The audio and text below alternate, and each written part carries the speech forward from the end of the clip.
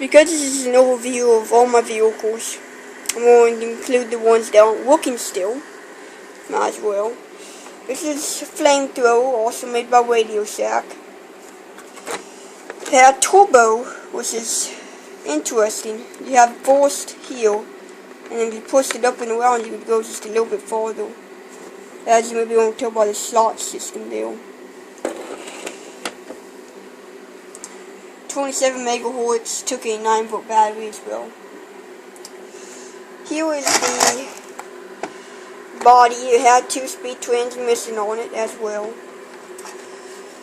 Just so you know, the pink parts used to be red. That's what sun does to stickers and plastic and paint and everything else.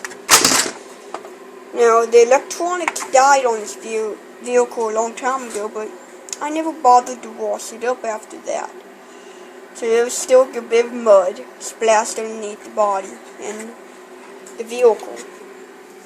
Set that aside. Now this chassis may look familiar.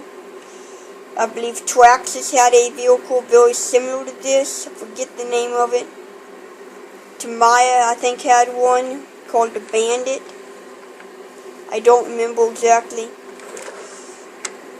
One thing about Radio Shack is they always put huge bumpers on the front of the vehicles.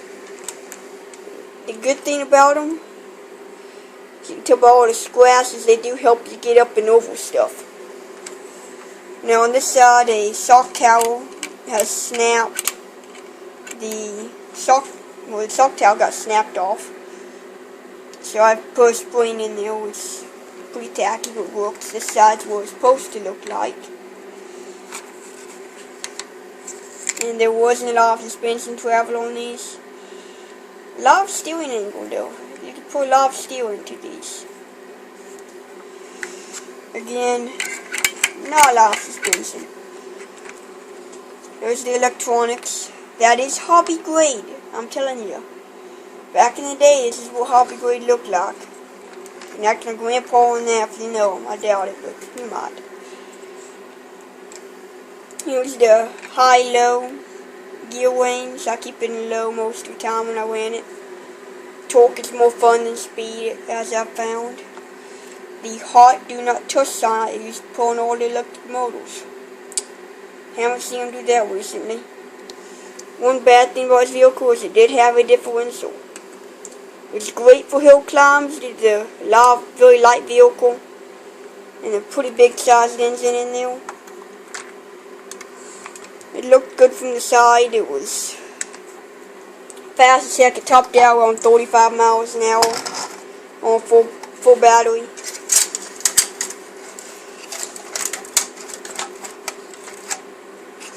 Well, I'll give you an idea of what it looked like. Let me try to.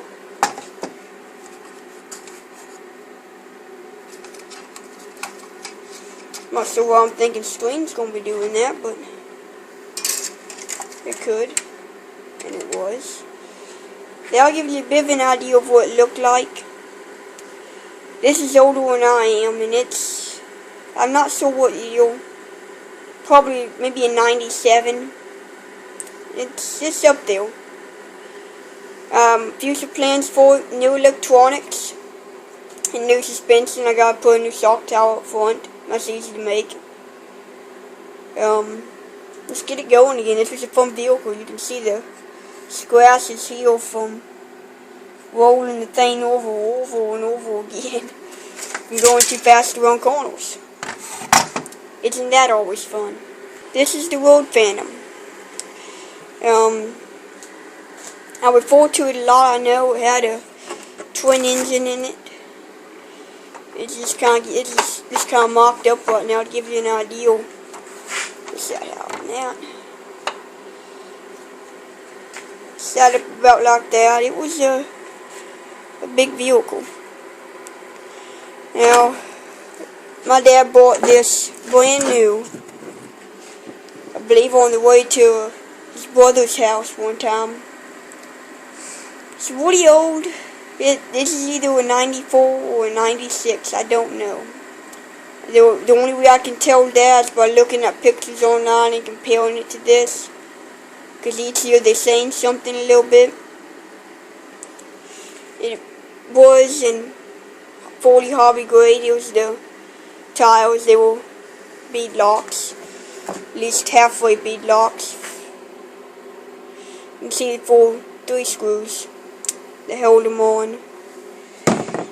Here's plans for tiles, that is new chunk of rubber bands to mount on there. I'm not going to go that well, it's going to be new rims and new tiles. Like I mentioned earlier about Radio Shack, this bumper is what went on the front of it. It's been pretty well used and abused. Big crack right there from going downstairs. But the few things good about this is it helps you hydroplane, and it helps you get up and over logs. So I always drive mine in the woods or on trails. There are, if you can see them, I don't think you can.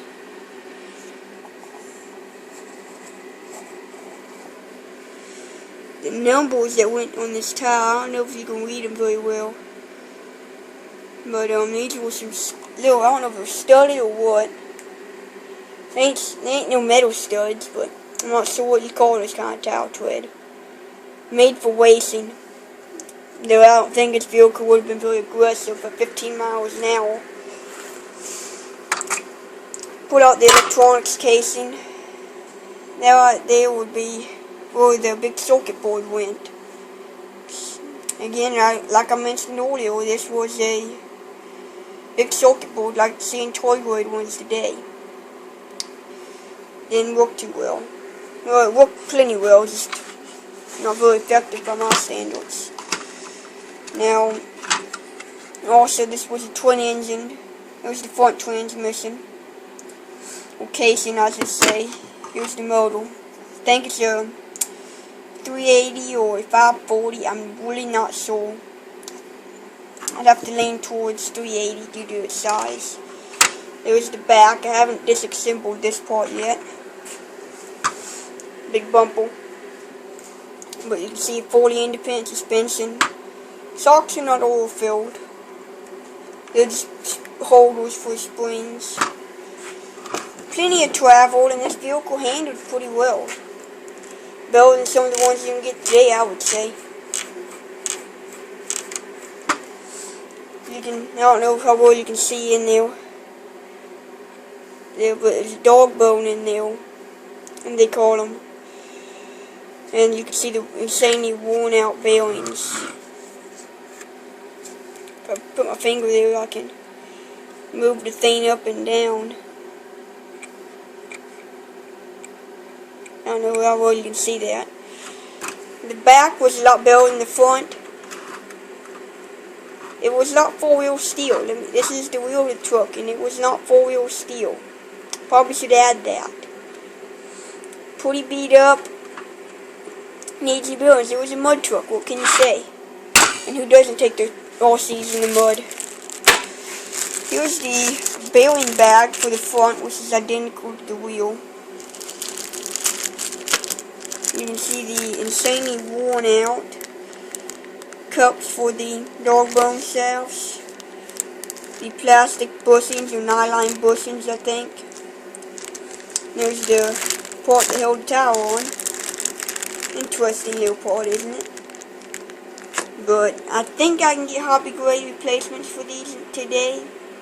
But I've had a hard time tracking down replacements for them. I gotta say that much. Might as well show you the body. It was genuine 4-wheel drive. High speed. Yeah, about 15 miles an hour. That's nothing compared to what you can get Traxxas or even Axial nowadays, or RC 4-wheel drive, any of them companies. You see Radio Shack stickers, Road Phantom. It was Disney Personal. Had 2 big ESCs in there. The electronics are now in the mud truck. We'll have one working truck than none. But it was a fun vehicle. See a lot of abuse on his body from thing being rolled over like big wing on the back broke off. Don't know what was up with the wing. I never did care for it. And they ain't putting that body back on there anyhow. The body going on this truck, when it gets rebuilt, lies up here. Ford Ranger. I've always liked Ford, and a black Ford's as good as any. Fender wells are pretty much pre-cut out. This is the body that originally came on that truck, which was, I don't know, it was early 2000s or the 90s. I really don't know. Big chrome grille, roll bar. The headlights are functional. It did at one point have tail lights.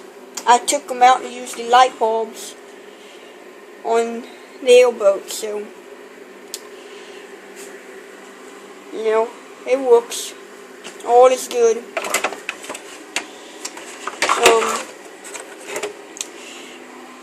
Put that body back up there. The board. If you guys got any ideas of where I can track down some bearings for this truck, I'd gladly appreciate the help.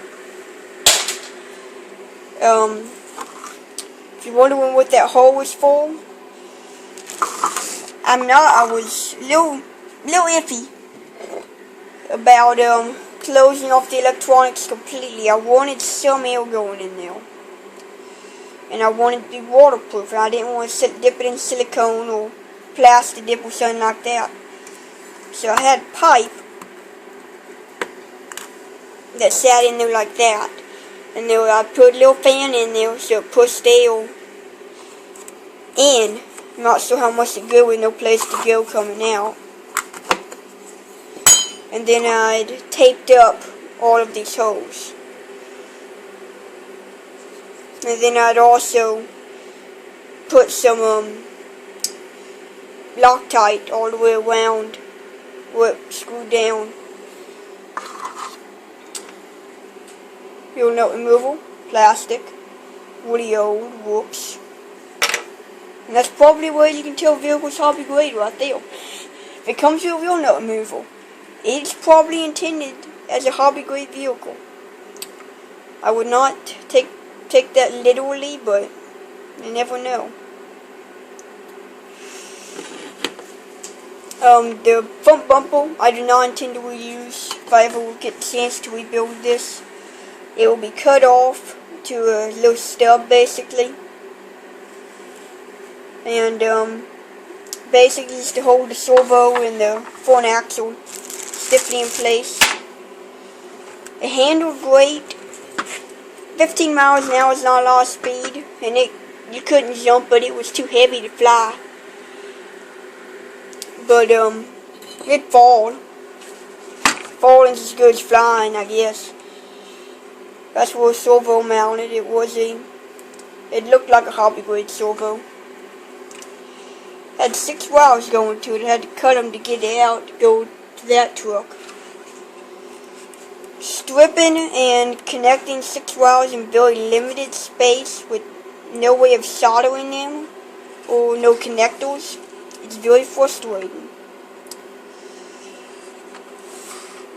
A lot of fun. The battery pack, you can see there, is a 7.2 volt battery. The original one had exploded.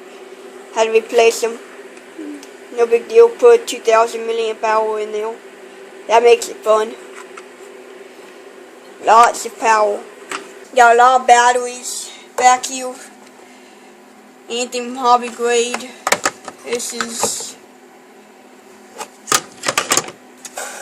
got a bunch of rechargeables. It's got all kinds of stuff back there. HPI racing pack in there came with that, by the way. Charging up. Not really a whole lot else to show you there. Here.